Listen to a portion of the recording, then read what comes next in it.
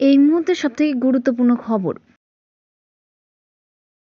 দিল্লিতে ওই দুই বৈঠকের পর থেকেই গুঞ্জন শুরু হয়েছে উত্তরপ্রদেশে মুখ্যমন্ত্রী এবং উপমুখ্যমন্ত্রীর সংঘাত নিয়ে। এসবের মাঝেই এক বিজেপি বিধায়ক যোগদান করেছেন সমাজবাদী পার্টিতে।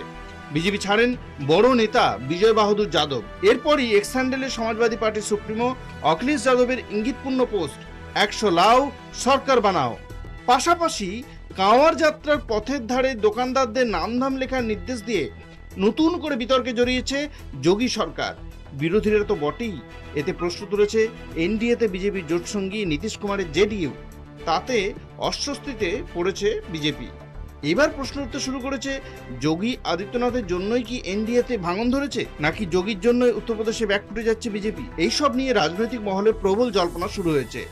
এমনকি যোগী মুখ্যমন্ত্রী পদে থাকবেন কিনা সে নিয়েও শুরু হয়েছে চর্চা। উত্তরপ্রদেশের মুখ্যমন্ত্রী যোগী আদিত্যনাথের সঙ্গে উপমুখ্যমন্ত্রী কেশব প্রসাদ মৌর্যের সংঘাত ক্রমশ চরমে উঠছে। কয়েকদিন আগেই দিল্লি গিয়ে বিজেপির সর্বভারতীয় সভাপতি জেপি নাড্ডার সঙ্গে বৈঠক করেছেন কেশব প্রসাদ। আলাদাভাবে নাড্ডার সঙ্গে বৈঠক করেছেন উত্তরপ্রদেশের বিজেপি সভাপতি ভূপেন্দ্র চৌধুরীও। দিল্লিতে ওই দুই বৈঠকের পর থেকেই গুঞ্জন শুরু হয়েছে উত্তরপ্রদেশে মুখ্যমন্ত্রী এবং উপমুখ্যমন্ত্রীর সংঘাত নিয়ে। এসবের মাঝেই এক বিজেপি বিধায়ক যোগদান করেছেন সমাজবাদী পার্টিতে।